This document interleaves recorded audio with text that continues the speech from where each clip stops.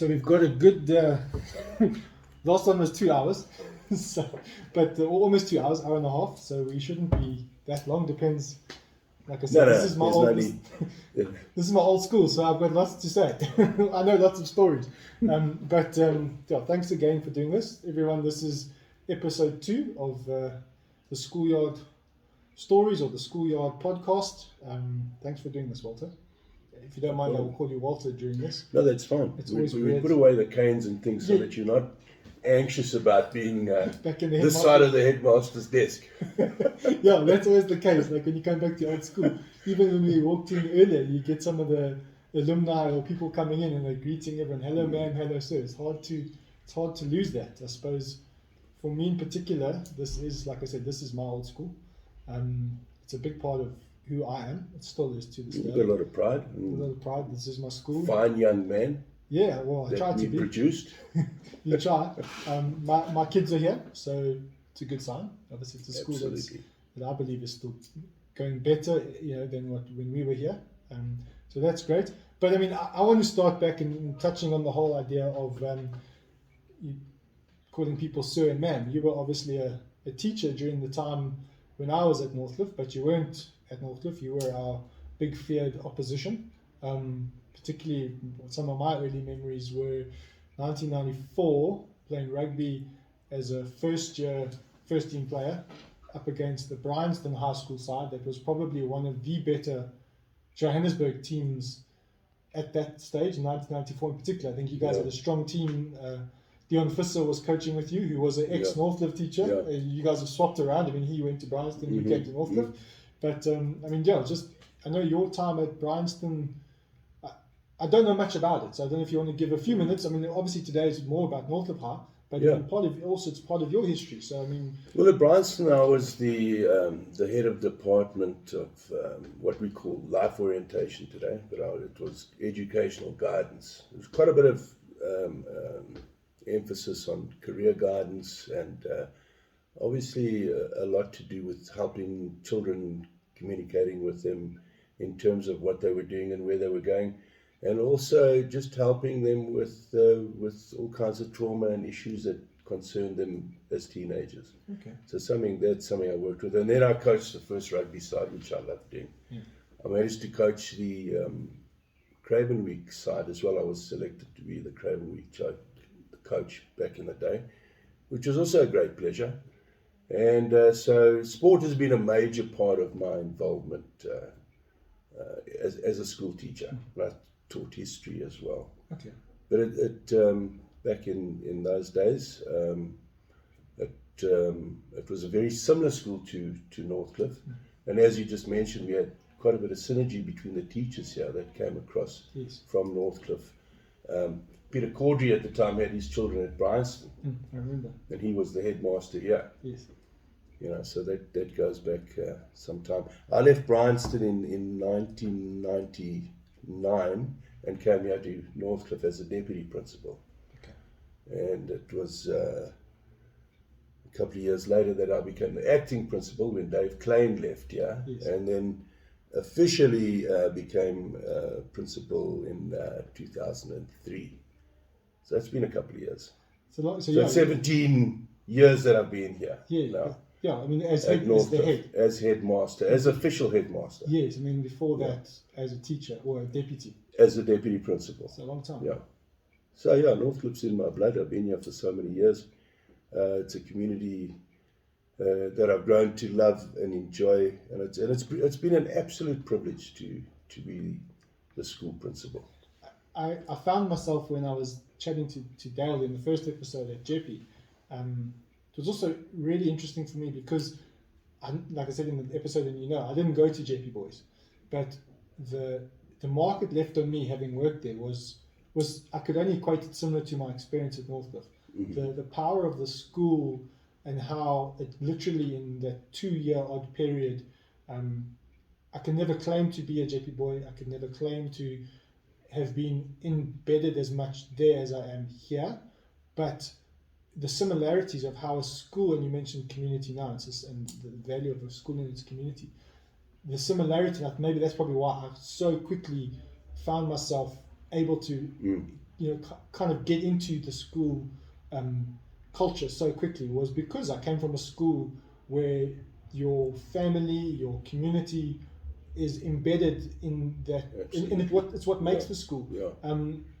Before we go into that, because we can talk about that for age. I mean, I'll give you a bit of my background and how long I've been involved in the school a long time. Yeah. But I mean, I'd like to also just touch on the fact of, you mentioned Peter Caudry had his kids at Bryanston where he was here. When I worked at JP, Anton Dempsey had his son at St. John's, not at JP, because I mean, your two boys went to Four Ways High. I mean, that was obviously a conscious decision so that you didn't have the pressure of any kind of understanding of like, well, they're getting favour because their dad's the head of the school. Look, they were so naughty. There's absolutely no way I could have that.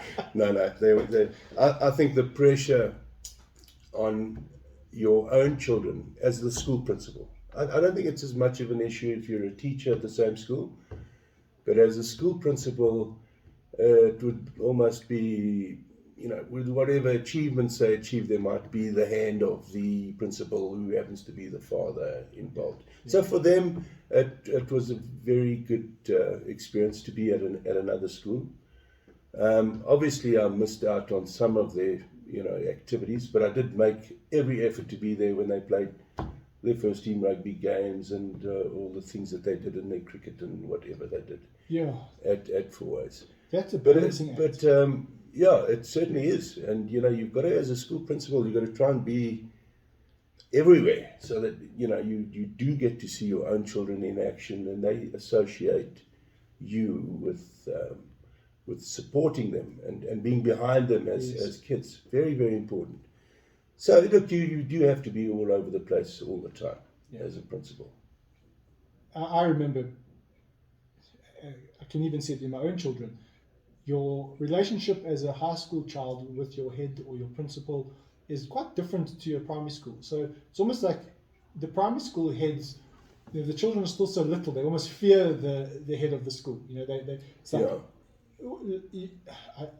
I remember my children when they went to prep school at Trinity, and with Hilton Scott there, he's a legend as well. The children would come home and it's like, we got to take cupcakes to Mr. Scott's office today, and it's like an outing. It's like a full-on day's discussion when they come home, and that's brilliant for primary school because the head of the school is this enigma. It's this untouchable person, and I mean, I think Hilton does that better than most. He's got that down to a T, and the kids, it's so good for the grounding of the children, and that's why. It's a good point. In modern schools, you've got to try and break down that barrier between yourself and the kids. And one thing I had been doing, with lockdown and COVID, it's really put a damper on a lot of the things we do here. And once a week, I would have a tea with a separate group of children from the school, where they'd sit down, and I'd even tell them, tell me how you think I should be running the school. Are there any things you want to talk about? And nothing was sacred, and they just loved that opportunity just to share their views and tell me things that they thought would interest me, and get into a little bit of a discussion. Is sometimes the perception is that school teachers aren't exactly human. They're humanoid. They're not real people. And in order to get a good relationship going, especially in the classroom, a teacher has to, at the same time as being instructive and authoritative to an extent, get that human side out there, so they know that they're dealing with somebody that they can relate to, that is not somebody different. They can associate in their minds with, and they can communicate well with, and they're at ease with. These are important. That's getting that balance right between positive discipline and getting an environment where kids are free to learn and study and operate in a way that will help them best. They're young adults, ultimately, I suppose. So you want to treat them as such and find that balance. Do you find that your background, like you mentioned earlier, in the old guidance syllabus, or being the EQ, the ability to get an understanding or grasp on EQ is key? Actually, I haven't thought about that in a while, but I did do a lot of counselling with kids, one-on-one. And if you don't do that, you don't understand the depth of the problems And I mentioned earlier the trauma that some of these kids are going through Yeah. that needs to be dealt with. And some of it is just that touching base and having somebody to communicate with. It's not always a very serious issue, but it's something that, if rectified, can make the world of a difference to a child. I agree. I came here 1991. It was, I think, Peter Cordry got here late 80s, so around 86, 87, I think it was when he took over. Northcliff at the time in the 80s wasn't the Northcliff it became in the 90s. The reputation of Northcliff in the 80s was a naughty school. It was a different school. Yeah. You know, I came here. I remember my sister started here in I think the first year of Peter's in 1987. I think it was standard 6, or the old standard 6. And I remember coming here the one afternoon because there'd been a fight on the corridor of the locker corridor. The first floor locker corridor. Could it happen? And I'm not. Yeah. This happens at all schools. But this was in the 80s, and I remember how very quickly Peter Cordry turned this school, and even when we had the 40th reunion and that, the amount of people who would come forward who were at that stage in their 40s and had been here in the 80s and just loved him. He had that ability to just, he almost was like that character that was still feared, but he had such a reputation of who he was as a sportsman and as a teacher at Hyde Park and where he came from, that he was able to turn some hell of a naughty boys, particularly the boys, into the men that they became. And there's some seriously successful businessmen who came out of that late 80s, early 90s group from Northcliff, that he was, I think, I wouldn't say single-handedly, because there was some amazing staff here. We all know the staff that have gone through here. But he was brilliant with that. He kind of saw something, obviously, and saw what he could do to do. So, I'm speaking a bit in Look, the those are also days of corporal punishment. Yeah. So on the one hand, you had the whip, and then you had... and then you had the heart. The heart, the loving side. And you could choose. Yeah. Which side do you want, Bob? I bumped into one of the dads outside here in the parking lot the other afternoon, and he was going on as well. He was like, I remember, we used to be in that woodwork classroom, and if we did anything wrong, Mr. Crowder, he just came past us, and you didn't even get a chance to apologize. He just gave you this hiding, and yet, but he said, but I loved my days. He said, I loved my school days, and it just amazes me how, and I'm by no means am I saying that corporal punishment is a good thing or a bad. I'm not making any of those claims or statements. I had my fair share in primary school. I got jacked for being a naughty child in primary school. But I think the characters of some of the kids, and I would fully imagine that there was cases where it didn't go well, but some of these characters that you meet in the street, or you meet and you went to the same school, and in those days, there's some legitimate good people that you would never have assumed during school. They were the naughty kids, those are the naughty guys. Yeah. And yet they turned out to be top citizens, top performing businessmen and women, and it's the character. But I think the school... But they were always good-natured people, and they were being teenagers. The school environment. I remember being a little boy in the classroom. We had a deputy, Mr. Campbell. I remember sitting down in I think it was probably an English lesson. And the first thing you knew that the whole class is the door got kicked open, bang, and in the doorway was Mr. Campbell with his whip, with his cane, already whipping the side of his leg, and you knew you were in trouble because the teacher was cowering under the desk. She was hiding there, and we were all standing at attention. Yes. And as he said about Rob Crowder, he didn't say anything. He just walked down the line and just whipped boys. Yeah. Maybe your hair was touching your ear, or you just seemed to be out of line at that stage, so you just walked out again. Yeah. This was just such an amazing experience. And I suppose it made it exciting, it was a different world. I think that, you're just talking about discipline. I think discipline these days in schools, it's a far better situation in that where a child steps out of line, the parents are involved. So it's a meeting. And I would probably have preferred getting a caning back in the day not even telling my parents when I got home about what I'd done. Well, you're going then to having had the game at home. a meeting with the headmaster And my parents. and the parents and whichever teachers were involved. That's psychologically scary. Yeah, look, it does result in better discipline because the child doesn't want that again, and the parents are aware and everyone's aware. Yeah. And normally it's a case of community service that's a sanction as a result of whatever was done. And I can tell you that kids are far better disciplined now than they were back in the days of, let's say, those corporal punishment era. And we find we've got a very good way of dealing with kids here. Yeah. You've got the odd child that really does struggle, but it's a lot to do with the home life that they're going through at the stage. But discipline-wise, that's probably a reason why we get a lot of student teachers. This morning a request for another 9 student teachers from UJ and Wits University to come here because they like the fact that the discipline is conducive to them being able to teach and get a good mark for their practicals before they go and go off to another school. Go off to another school. Yeah. On that, I mean, this is anecdotal. There's no backing to this claim or statement. But are we lacking the number of youngsters leaving school and then going into teaching? Yeah, I don't see as many anymore. I don't notice it anymore. I think what you're finding is that your good schools get a lot of applications. Okay. People don't want to go and teach in environments that are unruly and unpleasant for them. So that's another reason why there are so many young people probably not choosing teaching. This is the experience that they've had in their high school years has not been a positive experience. Okay. And they don't want that replicated, and they don't want to make a career out of that.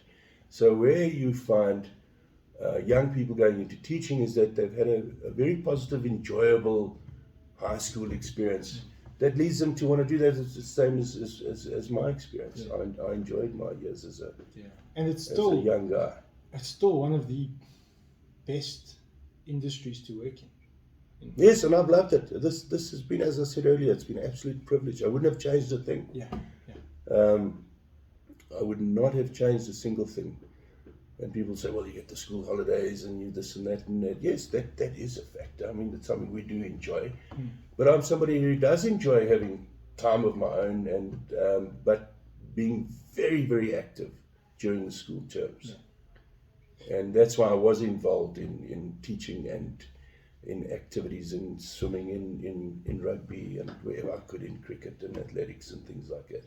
And how I mean, I can only speak from experience here.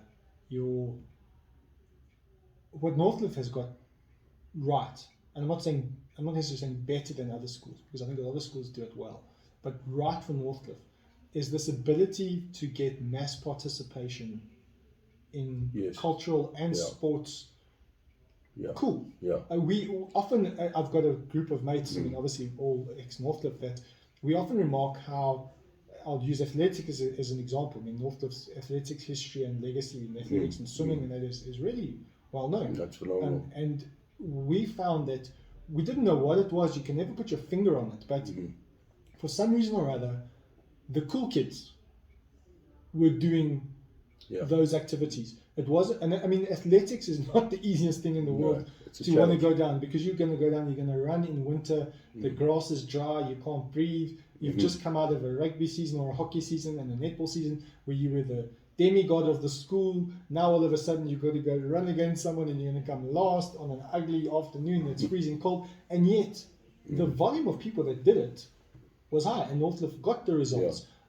I don't know what we could put there. I mean, and maybe, like you said, being a teacher that's busy and active, and the I always thought that the staff who were involved were critical to that, because they made it fun. There was a camp at the end of it that you got to go on. So, and then obviously the ultimate reward was your inter-high and your achievements. But for some reason, I mean, we went from a single team athletics school to an A and a B team, you know. With the 3 teams. Now there's a C team. Exactly. So how does that work? I think it's so important to get your children in your school environments to understand that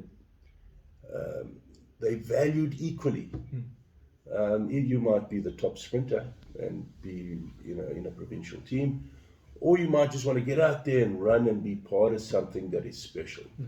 And being part of the Northcliff experience has been an important thing for us to propagate. Get children to understand that this is something that's going to benefit them. You're gonna really get something special out of going and running for your school and running for your team this afternoon when you go off on a Wednesday or whenever it is. Yeah. But we take that through to all of our activities. So it's not just the athletics, it's the swimming. We've won that competition, the A-League swimming, for more than any school in the history of the competition in Johannesburg. Our rugby, our hockey, our netball, all of our activities are based on that maximum participation. Enjoy yourself and enjoy winning. We love to win. Winning is such a special thing. And they've got to enjoy endeavoring to win. And if you lose, you lose. Yeah. But you still have that drive and that desire to achieve and to win. So create that winning culture. Yeah. So that is an objective. Yes, you're not just going there running around the field and feeling good about being part of something. You're going out there with a goal in mind, and that is to achieve something. Not achieving it is not, there should never be any fear of failure. So you fail, you just make yourself better the next time. And you go out and you do the same. So that's been the attitude. We've also made our kids feel special. I think that's an important thing. And one of the things I always say to them is your uniqueness is what makes you great. And because you're different, male, female, whatever it is, you're bigger, you're smaller, you're faster, you're stronger, the fact that you're unique is what makes you great. And these are things that they've got to be like mantras.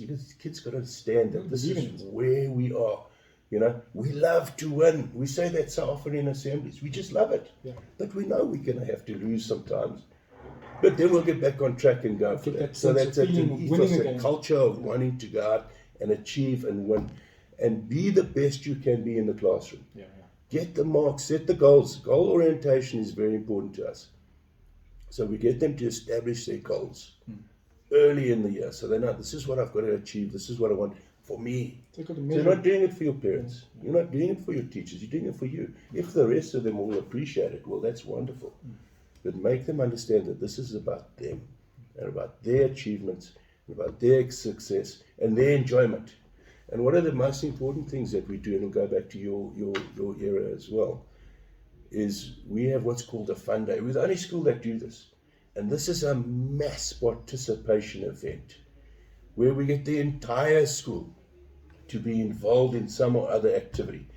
Whether it's tug of war and it's kicking a ball, it's a mass class competition that is unique. It is such a difficult thing to put together, and it's such a lot of effort.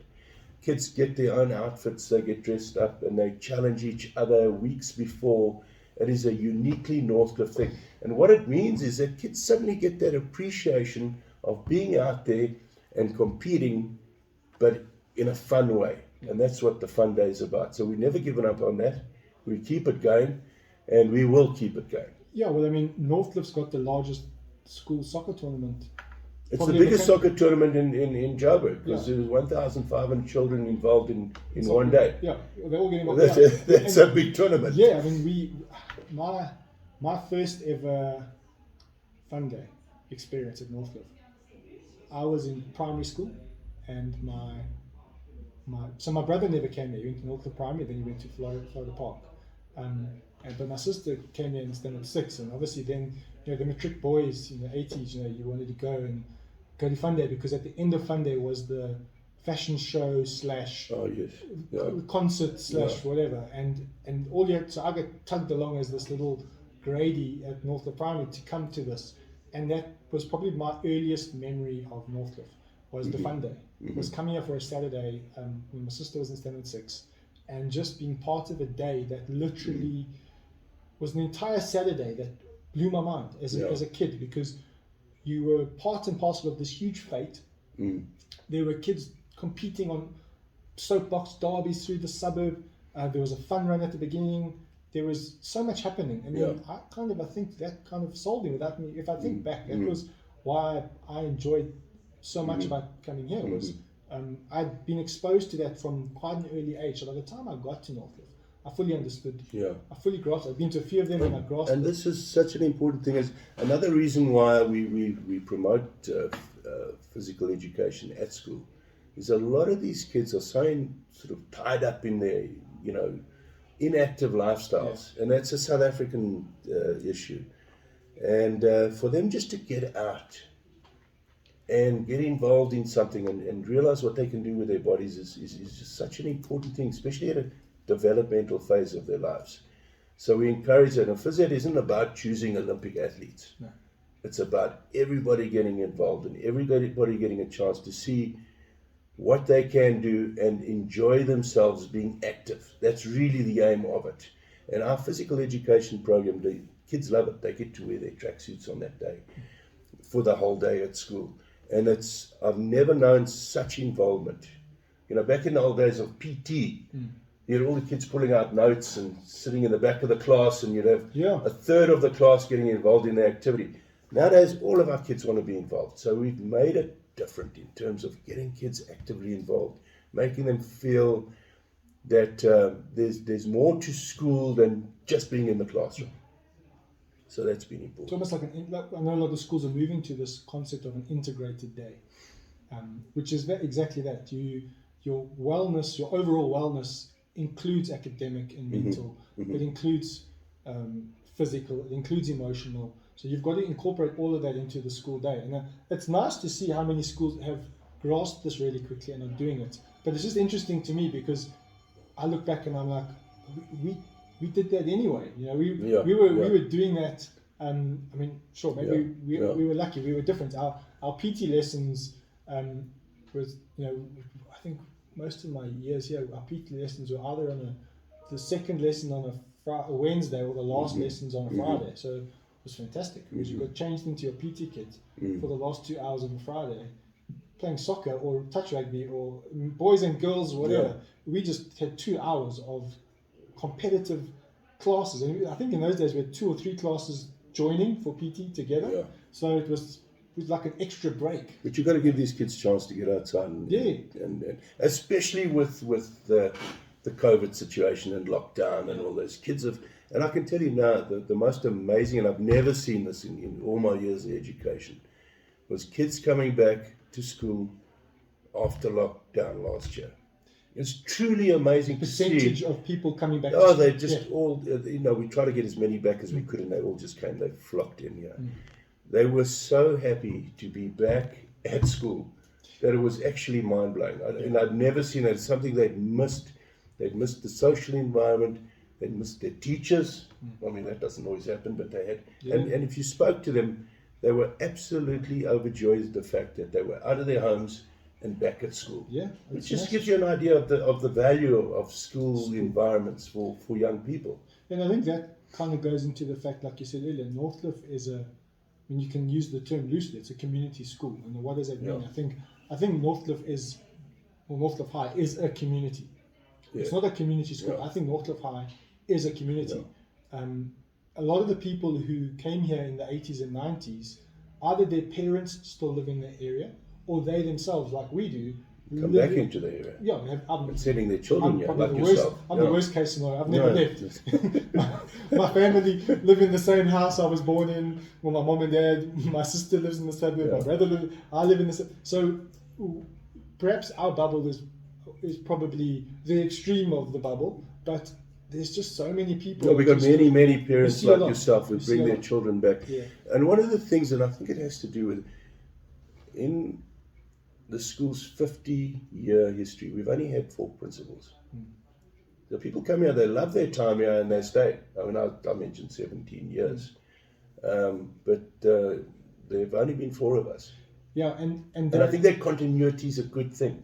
And it ties the community in and makes them feel, people come here to stay. And I've got deputy principals who've been, and we've got 1,000 years of experience at Northcliff amongst all of our staff. And that basically says just how much they enjoy being here, part of this community, and what they get out of it. So it's a great school in terms of that. I mean, when you mentioned the heads of the school, the principals, I think all 4 of you are legends in your own rights, not only in the school, but within the greater Johannesburg or Gauteng education circles. I know, I mean, obviously my time was Peter Caudry. I finished just before David Klein came in, and then obviously yourself. But Caudry was, you know, he was a legend. Like his ability to get kids in check without losing this. Actually, quite similar to him in the sense that he was touchable, but untouchable at the same time. Yeah. Which was brilliant. It was the perfect mix. I worked a bit with David Klein, I think, and the other day I was mentioning to the guys earlier before we started. You know, I had a short time meeting him, working with him here and there. Got to know him a little bit. Probably he brought me here as deputy. I was going to say he knew. I think he grasped Northcliff very quickly, and he knew how to keep the place going. What was working well, and I think that was he seemed to grasp it, because then when he went across to Heronbridge, and I got to see him there a few times, I could see straight away that he knew exactly what he wanted to achieve with Heronbridge. I think he did that. I think Heronbridge did well. He got it. So I think, you know, David has a special place in a lot of people's hearts. I mean, I think when we lost him, it was very sad. I think just the sheer volume of people that this outpouring when we lost him, what happened, you know, and here's this guy that so many people got to know wherever he went. So I think, but again, another legend of someone who, at Northcliff High, who brought a different dimension into the school, on the IT side, and he had lovely nature, very righteous, superb solid man. citizen, who we appreciated tremendously. While we were here. No, that was a big blow for the education community in Johannesburg. Yeah, and I mean, like you said, the consistency that Northcliff's happened to, or managed to keep between, you know, you guys as the heads of the school, I definitely think it helps. I mean, you see a lot of schools where there's this, a lot of change happening at exec level, and particularly at headmaster or headmistress level. Those schools struggle to keep their balance or keep what they got going well. As I said, that continuity is so important for schools and their communities. They need to see that people have that passion and that drive. I mean, and in terms of being a principal, your social skills are hugely important. I mean, this is where it's at in terms of that. I've got 100 adults that work for me, teachers, additional staff. 1,400 and something, 500 for 1,500 children, maybe just over 2,000 parents, the Department of Education, the community in general. And if you don't have that ability to work on a social level, you really need to have people in place as principals who are capable of working well with people. This is really a people game. You employ people, you've got to find the right people that are going to match what you're trying to achieve here.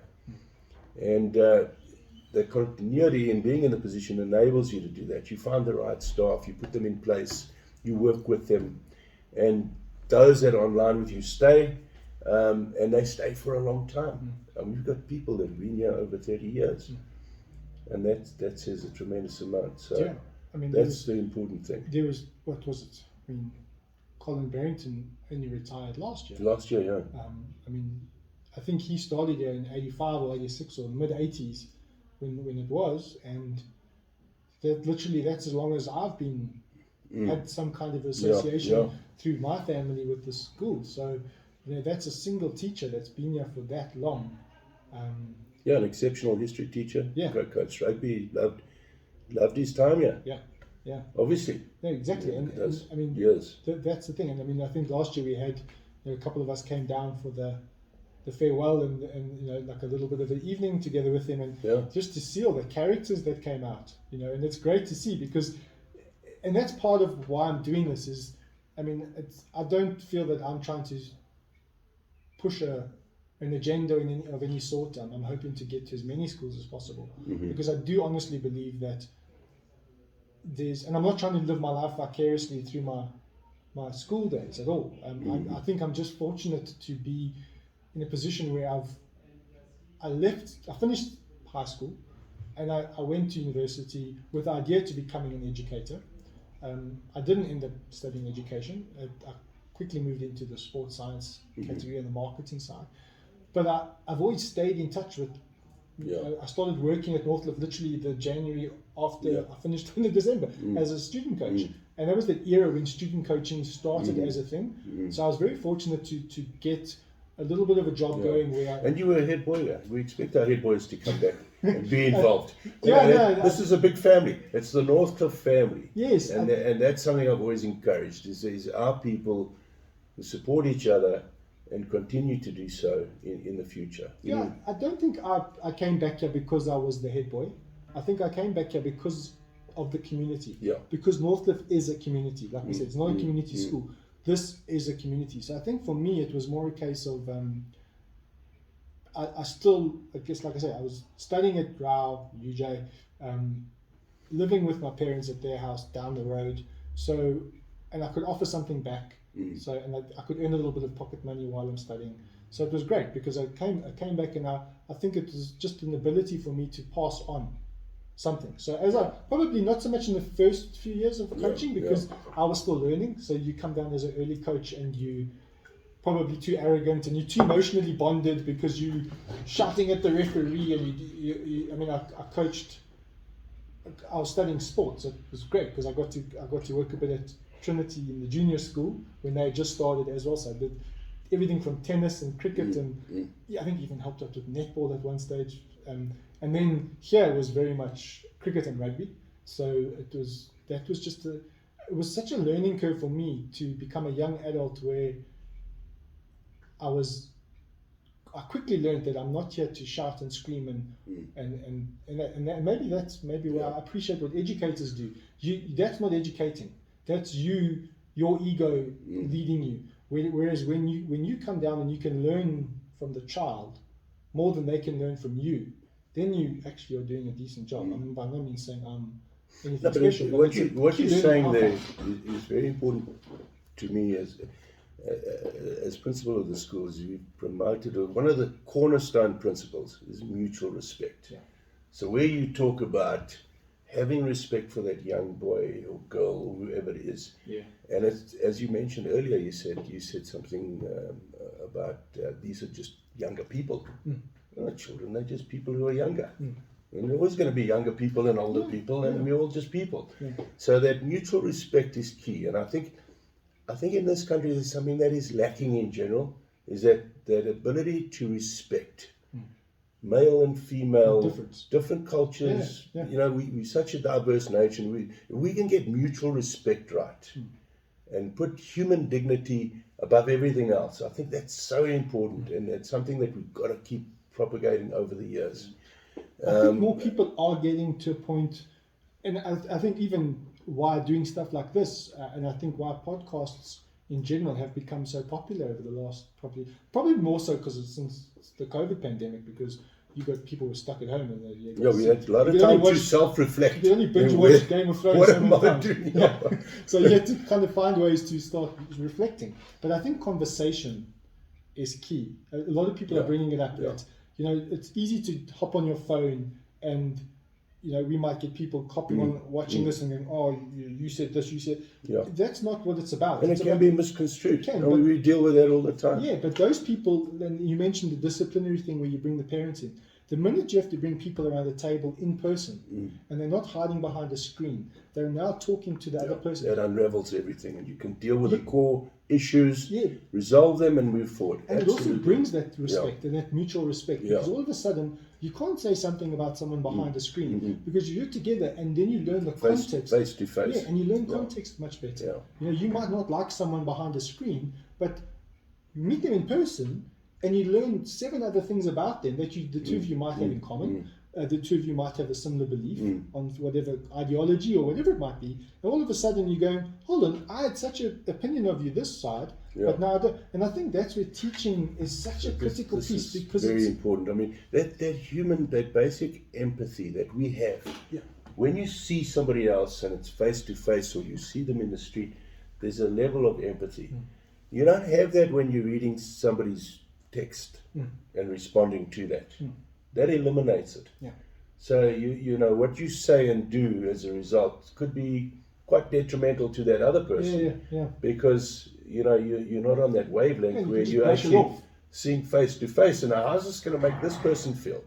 And that's why we go back to a classroom environment as opposed to one of the things that we've been doing a lot of is online education, which is brilliant in that 10 years ago we wouldn't have been able to do it, and it definitely helped us to get onto track. But that personal touch, that face-to-face, that human interaction is not quite there. Although you can see a screen, it's still not quite what we want. So I always send people have asked me and they've said, you know, you got online education. Isn't that the way of the future? What are schools going to be like in the future? And I'll tell you right now, you will always have an important role being played by a teacher, because human interaction at that level, especially for developing young people, is absolutely vital. Yeah.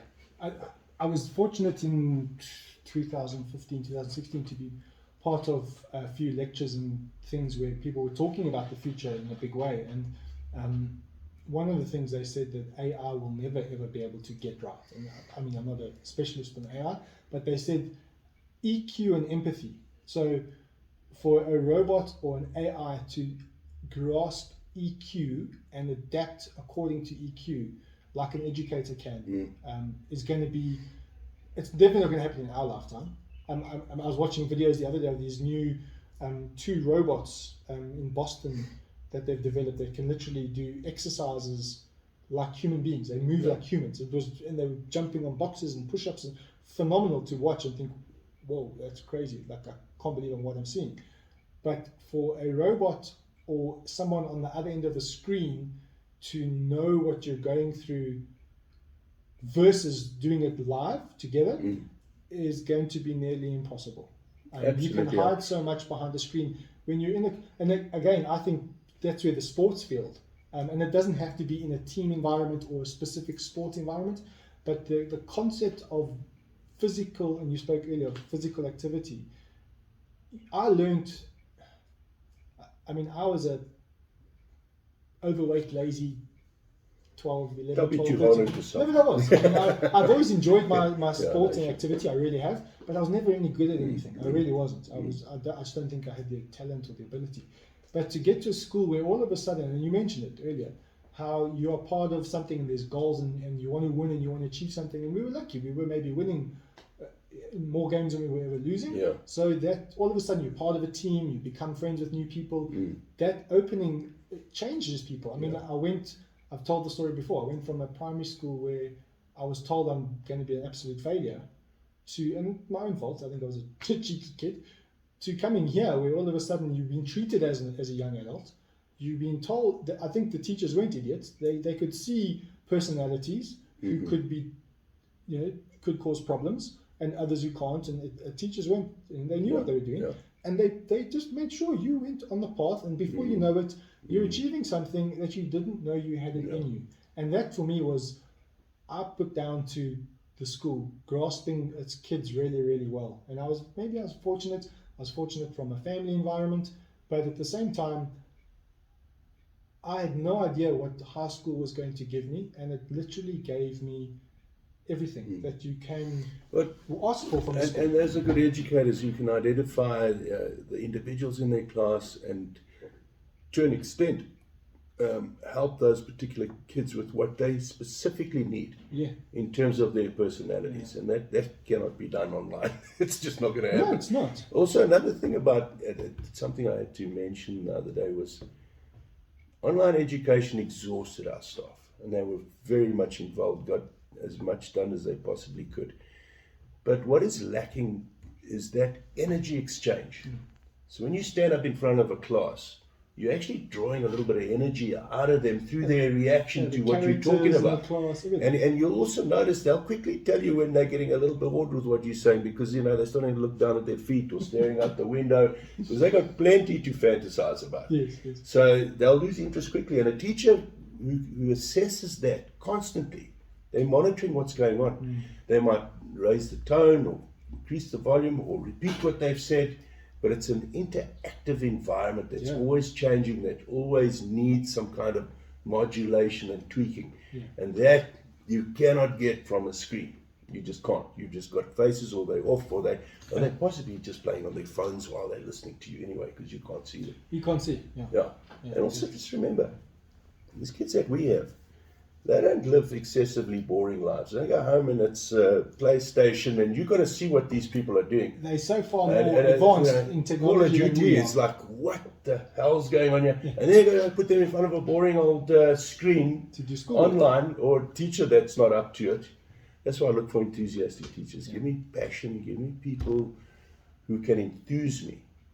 You know, look at the qualification, it's done, good, put it aside, but give me somebody who's interesting and passionate and enthusiastic, because that's all they want. They're not going to go to you and say, hey, did you get your honours or your masters or you got your PhD? They don't care. Can you teach? So these are things that we look for. And then talking about what you were saying earlier, those that have a passion for people, you know, they're actually interested. They really want to know, what is it makes that kid tick, and why are they like what they are?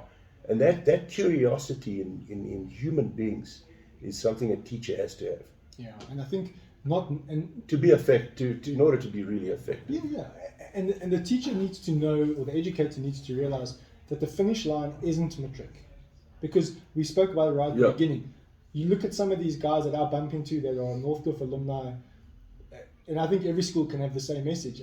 Even in my last chat with Dale at JP, he mentioned that sometimes the most successful people after school are not the guys who were successful at school. And I think that's critical, because you know, when you're in your teenage years and your finish line, everyone thinks of the matric exams and the matric marks and the matric achievements, but that's not the finish line. If your school is able to mold you into something, even if it's in your 40s, and you become successful, but your grounding you got without you even realizing it, that the teachers in the school helped build that. That's better towards the finish line, because for a lot of people, if you're putting the pressure of the finish line of your school career is when you finish matric, then that's not the right school, because that school's not doing enough for you. And that's okay. It's my own belief, but I think it's got a valid. I think there's validity behind what I'm saying. And also what you're saying. I mean, teachers have to not assume. Don't think that because so and so doesn't look like they're going to achieve anything doesn't mean that they aren't. You know, and you might find a child that's really not achieving in the classroom, or is very reserved, or doesn't get involved in activities. Was least likely to succeed. Make a mistake like that, that's a big mistake to make. Every child has got potential. You've got to recognize that. And even if you can't see it, know that it is something that is potentially there. And I'll go back to 1984. I had a little boy called Elon Musk in the back of my history class in Bryson High before he went to Pretoria Boys. And I think he made the chess team, but other than that, he was a very unassuming young man. But look at him today. Richest man, one of the richest men in the world, taking us to Mars. I know you've spoken about it before. So just don't assume. They never think, so-and-so, he's likely. Treat them all with fairness, treat them all the same, and know that each of them have got potential. Go back to what I was saying about their uniqueness and their greatness. And make them aware of it, so they know. I think that's in today's modern environment of this instant gratification and this pressure, this peer pressure online. I think that's probably one of the hardest things to get right now. I look at my own children and their peer group, and I'll probably rightly say the infatuation with what is the peer group going to think if you wear this, or what is the peer group going to think, what's going to be said about you, what was said about so-and-so, and how fast that can make or break someone, whether it's a staff member, whether it's a family member, whether it's a child. That's difficult, because, and I think we as people are unfairly putting it upon ourselves, and I don't think we as adults often, or parents often realize how much of that impacts our children. And just to go back to that, schools are academic institutions. So it's very difficult to cater for every kind of mind. In my mind, there's distinctive thinking styles. You've got some kids that are less sequential and more simultaneous in the way they see things. They're very good at the big picture. They're more able to appreciate aesthetics, and they have that vision, like a Steve Jobs and a Branson and people like that, and maybe a Musk and those kinds of individuals. Where school's best suited for kids who are more sequential in their thinking. So they're normally quite good with numeracy, and they read very well, their spelling is good and all that, and that helps them to get ahead of the game. So what happens is your simultaneous thinking mindset kids start thinking that they're not so good, and that might be reinforced by a teacher that says, well, you're not very clever, you're stupid, oh, look at this mark, you can do better. Highly intelligent kids who've been branded by their teachers and themselves to think that they're not quite capable. And it takes a lot for those kids to actually achieve one day. So that's something we always have to have in mind, is the different ways kids think. They are different, they have different styles of thinking, they have different ways of learning, and it's not so easy to have that catered for in a normal education institution. But that's where your teachers have to be on board. This is so important to have the right kind of people teaching classes in your school. Do you find that the teachers are coming out of varsity or colleges equipped with that? Or is it that they learn that? Does the school's culture, does that play a big part in how the teacher develops? Or do you get teachers that are naturally that way? I think you learn a lot on the job. You finish university, you study, you do a degree in that subject, or whatever it is, so you're knowledgeable in the subject itself. And then you get a year where you learn classroom technique, etc., etc., etc. And much of that is pretty standardized. So what it does take is an individual who's on another level, who has that compassion and that empathy and that deep curiosity to know more about their kids, so they can get the best out of them. Okay. And that's why experienced teachers are so valuable, because they've learned. They're ready. They've got the background. Getting a qualification and being able to teach effectively, that's one thing. But learning to deal with individuals and get the best out of them, well, that's something else. That's something that really takes some experience and some innate knowledge as well. So these are things that because I know we spoke earlier. That's you kind of. I think we could probably say Northcliff's one of the more successful schools in South Africa. Not only you always get these lists that come out every year, and I know schools need it and they use it to market their matric results and how many kids are doing well at varsity and which school's the best at this sport and that sport, and that's all good and well. But I think those are tangible measurements that you can see, but they're often also debatable. Who measured it? Why? What was the point? But I think in terms of the success of a school and maybe what you think, what are the yardsticks? What are the yardsticks of what makes a school successful? I think you have to go to your universities and speak to South Africa's best universities and say, where do you find your best kids? They know. We do very, very well. We highly prize schools in terms of our achievements at university level, and it is definitely a measure of how good that school is. But then there are other children that get out there that didn't go to university that you also got to somehow get a gauge on. And if I look at our community here, and you'll be the judge of that, is the kids that come out of Northcliff as youngsters do tremendously well. There's a tremendous amount of success out there. So we do feel we're doing a great deal for our community as a school. Yeah, I walked in the office as I got you earlier, and the ladies at the front desk were asking me about my nephew, Reese, who obviously he started at the college and then he came through to finish matric here. And I had to share with him because Reese, he bought his first car this week, and he only matriculated last year. Well, there you go. And he's already got an amazing job. As far as I understand, he's working really, really well. He's doing hard graft. I didn't realize until earlier this year, where I heard how much the staff enjoyed him as a character in their class. And it blew my mind. I mean, I had to quickly send a message to my sister to make her feel and realize, like, this is what your son's doing, and we didn't know that. You know, he's impressive, and I mean, yes, from a family perspective, you know, it's great that we push and we support in it. But I think his time here was also indicative of what it's made him into a man that he is already. Yeah. First year out of school, he's got an amazing job lined up. He's working really hard. He's bought his first motor car. I mean, that was just.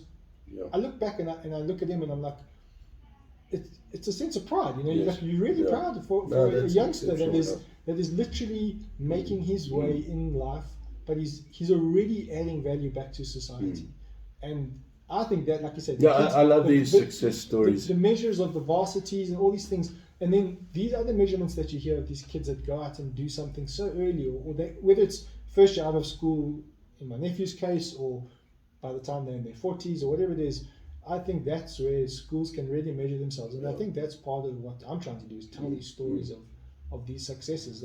Yes, you want the alumni and the old boys and the old girls that get notified in the press, and they become billionaires and millionaires, and that's fantastic. But I think and I know, again, similar to Northcliff, you know, chatting to Dale, and that is how JP measure themselves on that same yardstick of young men that are adding value to society, their families, themselves, their jobs. That's a massive yardstick. They're creating jobs. And they're creating jobs. That's something we need. Look at our unemployment rate. One of the things you mentioned was the college, and something the school has done just to contribute to our community is to create a private school in addition to what we offer called Northside College. And Northside established class sizes around to start it off with about 15 and somewhere around there per class for those children who would benefit best from that kind of environment, especially in grade 8 and grade 9 before they came through here to grade 10. Yeah. And I think that's been very successful over the years, in that some of the kids find that moving to high school, not that our class sizes we average about class sizes around about 30, between 30 and 35, which is ideal. It really is for a nice interactive environment. But we found that there were some kids who came out of primary school who needed that year or two just to find their feet and establish their academic ability at an early age before they came mainstream through to our school, and then went on through, and many of them went through to university and other tertiary institutions.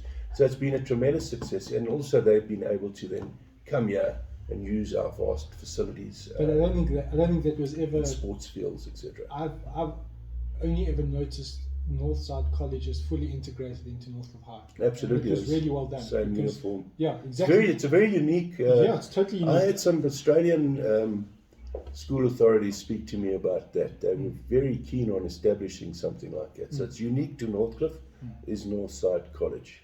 Yeah.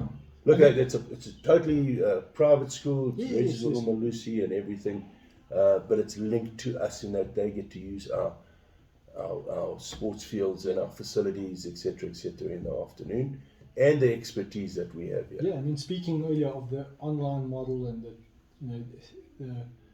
the impact that COVID had in education was like everyone goes online. But I think top schools are realizing that there is a place for online learning, and digital learning will always be there now. We were all moved into that space quicker than what we knew it was coming, but everyone was like delaying the fact. It's become like a default mode for us. Exactly. When we get told but lockdown or whatever's still to come, that we can do that. It's effective. Yeah, and it'll always possibly have a place. It doesn't take away from what we offer. No, the Northcliff experience is a wonderful experience for a child. Yeah. And taking that away from kids for so many months has been problematic, I think, for a number of these children. I don't think only for Northcliff, I think for the whole world. You've had children, your children have been here, and they've been excluded. They couldn't wait to get back to school. From the school environment. Exactly. Yeah. Even now, now this current term, after having this third wave, like kind of lockdown that we had in June, July, it was so frustrating. I mean, it was even more frustrating than last year. I think last year, the first lockdown, the first month or two was quite novel. You know, it was like a long holiday. Yeah. Everyone was at home. It was TV, Netflix and all the streaming stuff became the sexiness of this being at home was novel. Yeah. The December one was just a pain in the butt because it was school holidays and we're getting tired of it. Yeah. And then what was really frustrating about this year was people had just got back into school. They were just starting to feel part and parcel of school again, and this came in at the worst possible time. And South Africa as a schooling nation, and again, you can use the Elon Musks of the world, the Dave Matthews of Dave Matthews Band, who was schooled in South Africa for a large part. The reason why these guys are so successful, and I'm not claiming this, but I would put down to the fact that the South African school system, it might not be the best in the world, but the community aspect of South African schooling has a huge role to play on the molding of young individuals and young adults. Yeah. And these guys that are going out into the world, a lot of South African, they go out and they become successful, whether they are immigrating to another country or working in a big firm, because the total community impact that gets put on them from their school. It's not. I mean, Northcliff does it really well, but we're not the only school that's doing it. There's a lot of schools that do it, and they do it really, really well. So by taking it away from the kids in this year's May-June period, when there was no evidence, there still isn't any evidence, and maybe this is a bit controversial, but as a parent, I'm speaking purely as a parent. There's no one that can say I'm saying this on behalf of any school. I'm not. I'm saying this as a parent. There is no evidence that the impact of COVID should have stopped children where their environment, like many schools, was purposely built to be safe when they came back to school, and it was safe for them to be back at school. 100% safe for them to be back at school. I think there's been more damage done to children by keeping them away from school and letting them go to school. I fully agree that if there's comorbidities at home or with the child or anything like that, sure, homeschooling, online, whatever, keep them safe, keep the people around them fully safe. But if there's no reason for them to not be at school, they shouldn't be kept at home. So that's my soapbox and my personal family. No, fair. No, and it's a fair view. And it's not the view for everyone, and I fully respect that. I'm not saying what should be done or shouldn't have been done, because that's not what this is about. I'm just looking at it from the perspective of my children and many other children that couldn't wait to get back. The emotional impact on not being at school is massive. I take my younger daughter, who started here in grade 8 this year, and just knowing how important the orientation week is. I mean, we mentioned the fun days and the like. Northcliff has probably got one of the best orientation weeks of any school anywhere in the world. And it's not about any initiation. There's no initiation. But the orientation, I still remember my grade 8 or standard 6 orientation, and then again when we were prefects in matric. That week, those weeks, where we were the junior and then we were the senior, passing on the legacy to the next juniors, those weeks were probably two of the most, I get goosebumps thinking about it, because the fun you had coming into the school and being shown your place and orientated into the school was amazing. And then the year when you get to pass down as a senior to the next group, and you pass on the legacies and you tell them about the drama, the value of the musicals, and how big Northcliff's major production actually is to what it means to the school. One of our biggest products. Exactly, the swimming major production. The swimming gala. We have a grade standard 6 or the grade 8 gala. At the end of that, we used to have a grade 8 function at the end, like a dance, like a party, that Friday night. And it was, by the time you had finished that week, you were fully embedded into the school, and that still ran up until last year, or this year actually. Yes. So for me as a parent, for my daughter to have missed out on it, I even spoke about it the other day in one of the governing body meetings, where I said, we're only going to feel that in 4 years' time, when the current grade 8 group didn't go through that. So how are they ever going to pass on anything? So I think for schools, and that's just one example. Look, that's something we will be working on, is to try and get these kids up to scratch. And you're right, they've missed out on a tremendous amount. If you take the fact that our offering isn't just the classroom, it's our core business, without a doubt. And emphasis in South African schools has been, what is your matric pass rate? And yes, ours is phenomenal. You know, we're the best we could ever possibly be.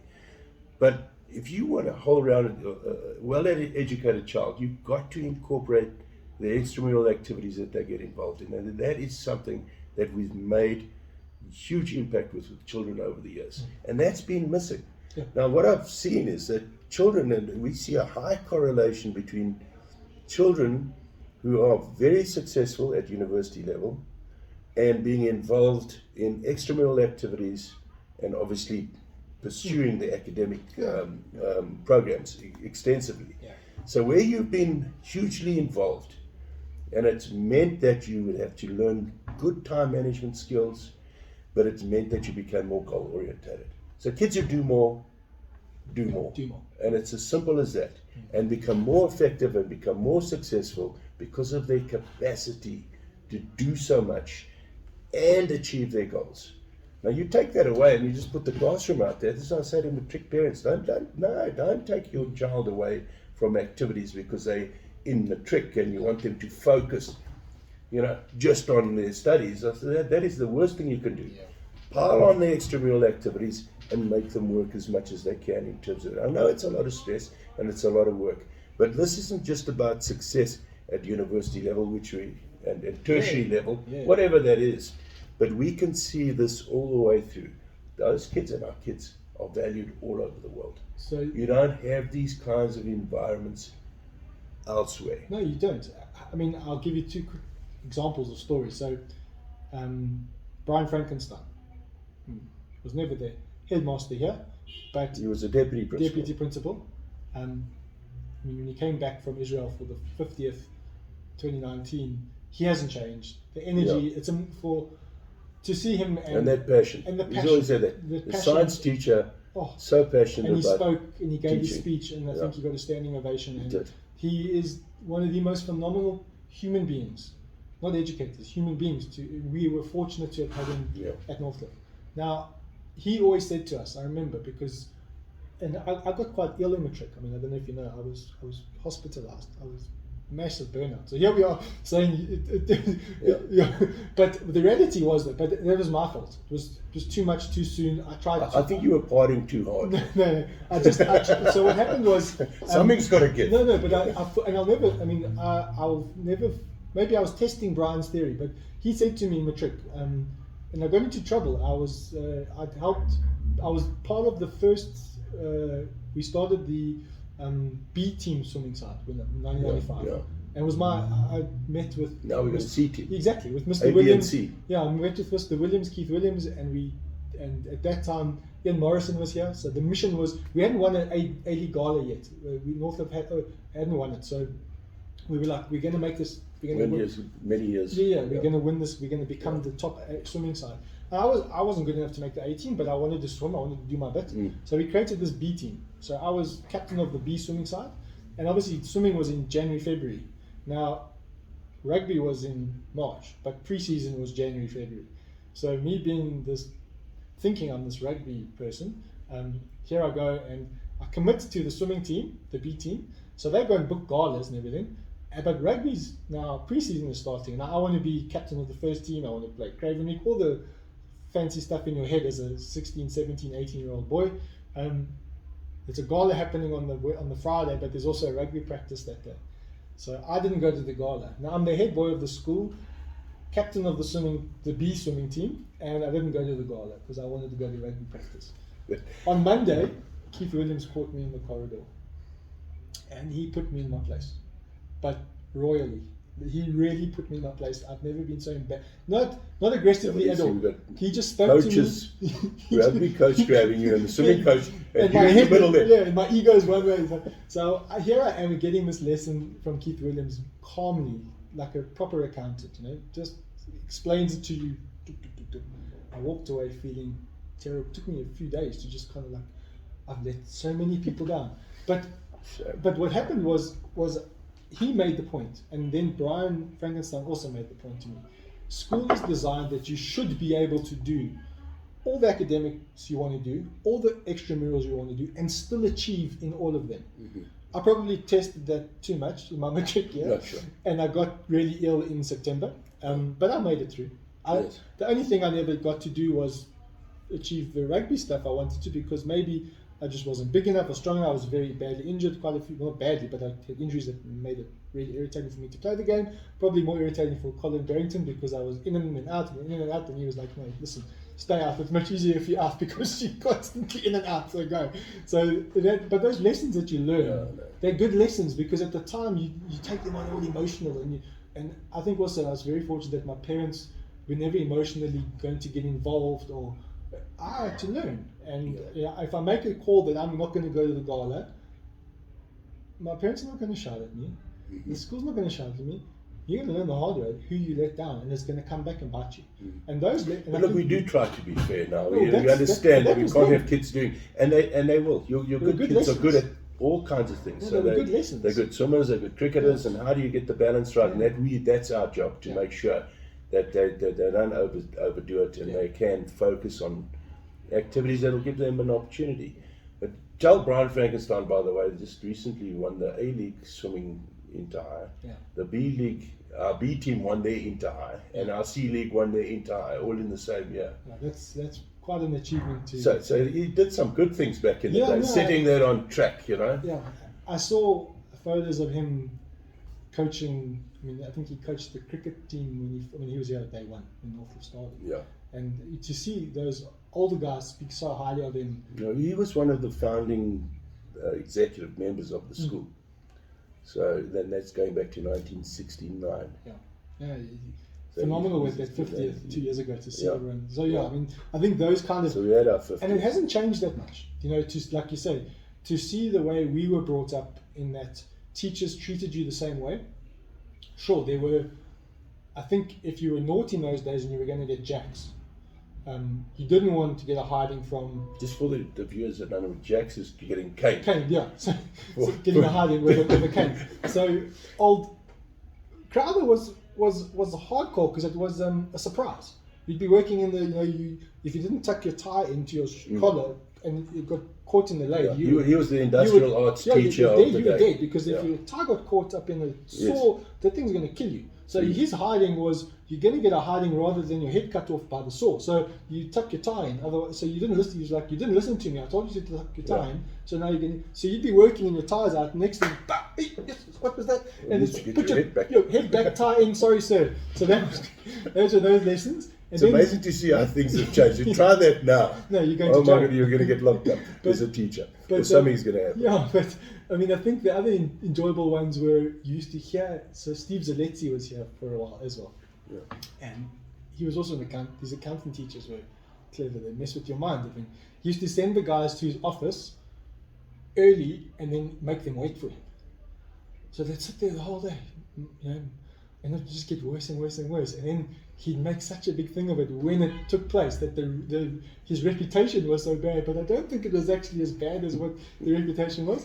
And then the scariest one of all, and I mean, we lost him as well, was Mike Drake. Yes. Mike Drake's hidings were not only the reputation, but they were legitimately. Wasn't he a squash player or hockey player? So? Hockey, squash, talented. Peter Caudry was a squash player. So and that does help. That risk action. He didn't want the hiding. You didn't want to go there. No, but luckily I never got hidings from them in high school. I got hidings in primary school, but not high school. But I do remember one day walking past Mike Drake's office, and the guy was getting, I think he got 2 or 3 hidings. And the sound, and I was in standard 6 or standard 7, so I was a youngster, and it was like a quick short whack, and then I was like, I'm not gonna do anything to get one of those. No, so that kept you on the right track. Maybe that's why they opened the door for you to walk past. So it was, whether someone was actually getting a hiding or not, or whether it was just the tape he was playing, I don't know, but it was very clever.